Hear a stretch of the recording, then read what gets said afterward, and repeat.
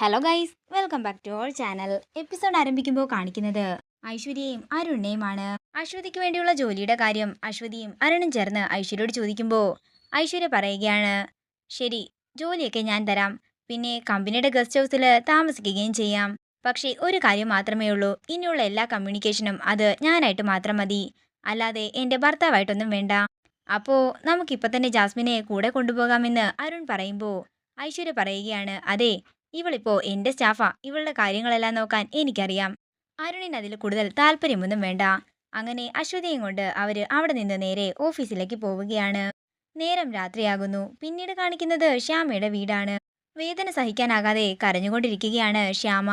അഖില് ശ്യാമയുടെ അടുത്ത് ചെന്ന് സമാധാനപ്പെടുത്തുകയാണ്. താനിപ്പോ കിടന്ന് ഉറങ്ങാൻ നോക്ക്, നാളെ രാവിലെ നേരത്തെ എഴുന്നേൽക്കാനുള്ളതാ. മ്യൂസിക് ഷോ തുടങ്ങാനായിട്ട് ഇനി അധികം ദിവസങ്ങളൊന്നുമില്ല. എന്നെയും തന്നെയും അപമാനിച്ചവരുടെ എല്ലാവരുടെയും മുമ്പിൽ തന്നെ നമ്മൾ തല ഉയർത്തി നിൽക്കണം. എൻ്റെ അമ്മ ഉൾപ്പെടെ പലരും നമ്മളെ പരാജയപ്പെടുത്താനായി നിൽക്കുകയല്ലേ. എൻ്റെ ശ്യാമയുടെ കഴിവിനെ മനഃപൂർവ്വം അവര് അവഹേളിക്കുകയല്ലേ. ശ്യാമയുടെ വിജയത്തോടെ ആവണം നമ്മൾ അവർക്കെല്ലാം മറുപടി കൊടുക്കുന്നത്. അത്രയും പറഞ്ഞുകൊണ്ട് ശ്യാമയെ കിടത്തിയിട്ട് അഖില് പറയുകയാണ്, ഞാൻ കൂടെയുണ്ട്, താൻ ഉറങ്ങിക്കോ. അത്രയും പറഞ്ഞുകൊണ്ട് അഖില് ശ്യാമയെ തട്ടി ഉറക്കുകയാണ്. അതിനുശേഷം അഖില് മനസ്സിൽ പറയുകയാണ്, എല്ലാവരും കൂടി എൻ്റെ പാവം ശ്യാമയെ എന്തിനാണോ ഇങ്ങനെ വേദനിപ്പിക്കുന്നത്. ജീവിതത്തിൽ ഒരിക്കലും ഞാൻ എൻ്റെ ശ്യാമയെ വേദനിപ്പിക്കില്ല. ഈശ്വരൻ എനിക്ക് തന്ന സൗഭാഗ്യമാണ് എൻ്റെ ശ്യാമ. നേരം പുലർച്ചെയാകുന്നു. പിന്നീട് കാണിക്കുന്നത് ശ്യാമയുടെ വീടാണ്. ശ്യാമയുടെ വേദന ഇതുവരെ കുറഞ്ഞിട്ടുണ്ടായിരുന്നില്ല. ശ്യാമ എഴുന്നേൽക്കുമ്പോൾ അങ്ങോട്ടേക്ക് അഖിലും വരുന്നു.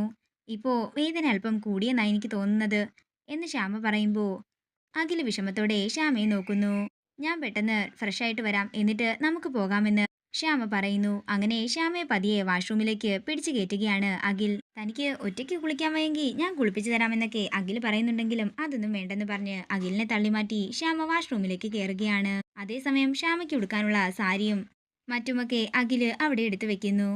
തുടർന്ന് ശ്യാമ കുളിച്ചു കഴിഞ്ഞ് ഇറങ്ങി വരികയാണ്. അഖിലിനെ ശ്യാമ അങ്ങോട്ടേക്ക് വിളിക്കുകയാണ്. സാർ, എൻ്റെ കൈ ഒട്ടും വയ്യ, എനിക്ക് തല തുടയ്ക്കാൻ സാധിക്കുന്നില്ലെന്ന് ശ്യാമ പറയുമ്പോൾ അഖില് ശ്യാമയുടെ തല തുവർത്തി കൊടുക്കുകയാണ്. തുടർന്ന് ശ്യാമയെ പിടിച്ചുകൊണ്ട് അഖില് മുറിയിലേക്ക് വരുമ്പോൾ അഖില് പറയുകയാണ്, തനിക്ക് സാരി ഉടുക്കാൻ കഴിയുമെന്നൊന്നും എനിക്ക് തോന്നുന്നില്ല, ഞാൻ വേണമെങ്കിൽ ഉടുപ്പിച്ചു തരാം, അതിൻ്റെ ഒന്നും ഒരാവശ്യവുമില്ല, എനിക്കറിയാം ഉടുക്കാനെന്ന് ശ്യാമ അഖിലിനെ മുറിയുടെ പുറത്താക്കുകയാണ്. പിന്നീട് കാണിക്കുന്നത് കഷ്ടപ്പെട്ട് സാരി ഉടുക്കുന്ന ശ്യാമയാണ്. അതേസമയം അഖിൽ അങ്ങോട്ടേക്ക് വരികയാണ്. ഞാൻ അപ്പോഴേ പറഞ്ഞതല്ലേ തന്നെ കൊണ്ട് സാധിക്കില്ലെന്ന്. അപ്പോ എന്തൊക്കെയായിരുന്നു അത്? പിന്നെ കൈ വേദന എടുക്കുന്നു, അതുകൊണ്ടാ, അല്ലാതെ വേറെ പ്രശ്നമൊന്നുമില്ലെന്ന് ശ്യാമ പറയുന്നു. അങ്ങനെ അഖില് ശ്യാമയെ സാരി ഉടുക്കാൻ സഹായിക്കുകയാണ്. അതേസമയം അങ്ങോട്ടേക്ക് വരുന്ന ദേവകി ഈ കാഴ്ച കണ്ട് സന്തോഷത്തോടെ രണ്ടുപേരെയും നോക്കി നിൽക്കുകയാണ്. പെട്ടെന്ന് ശ്യാമ ദേവകിയെ കാണുന്നു. ശ്യാമ കണ്ടെന്ന് മനസ്സിലാക്കുമ്പോൾ ദേവകി അവിടുന്ന് പോവുകയാണ്.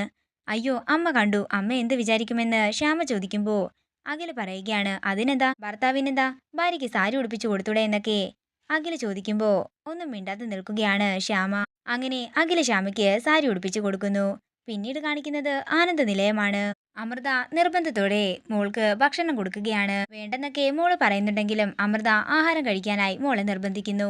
ആന്റി ഇപ്പോ അടുക്കള വരെ പോയിട്ട് വരാമെന്ന് പറഞ്ഞ് അമൃത പോകുമ്പോ അശ്വതിയുടെ കാര്യമോർത്ത് വിഷമത്തോടെ ഇരിക്കുകയാണ് മോള്. അതേസമയം അരുൺ അങ്ങോട്ടേക്ക് വരുന്നു. എന്താ മോളെ, എന്തു പറ്റിയെന്ന് അരുൺ ചോദിക്കുമ്പോ അതങ്ങളെ, എൻ്റെ അമ്മ എവിടെയാണെന്ന് മോള് ചോദിക്കുന്നു. നമുക്ക് എന്താണെങ്കിലും മോളുടെ അമ്മയെ എത്രയും പെട്ടെന്ന് കണ്ടുപിടിക്കാം. ഇപ്പോ മോള് ഭക്ഷണം കഴിക്കാൻ നോക്ക്. ഇത് കേൾക്കുന്ന ശ്രീകുട്ടി വീണ്ടും വിഷമത്തോടെ ഇരിക്കുമ്പോൾ അരുൺ പറയുകയാണ്, അല്ലെങ്കിൽ വേണ്ട, അങ്കിള് വാരിത്തരാം.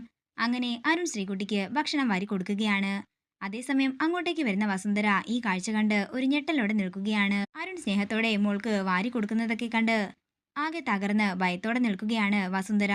തുടർന്ന് വസുന്ധര അരുണിന്റെ അടുത്തേക്ക് വന്ന് പറയുകയാണ്, അവള് കൊച്ചുകുട്ടിയൊന്നുമല്ലല്ലോ, അവക്ക് തനിയെ വാരി കഴിക്കാൻ അറിയാം, പിന്നെ അരുൺ എന്തിനാ വാരി കൊടുക്കുന്നത്?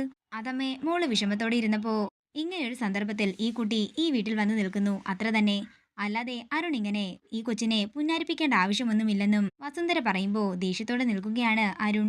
ഇതോടുകൂടി ഇന്നത്തെ എപ്പിസോഡ് ഇവിടെ തീരുകയാണ്. വീഡിയോ ഇഷ്ടമായെങ്കിൽ മറക്കാതെ ലൈക്ക് ചെയ്യുക, ഷെയർ ചെയ്യുക, കമന്റ് ചെയ്യുക. കൂടുതൽ സീരിയൽ അപ്ഡേറ്റ്സിനായി മറക്കാതെ സബ്സ്ക്രൈബ് ചെയ്യുക നയൻസ് ക്രിയേഷൻസ്.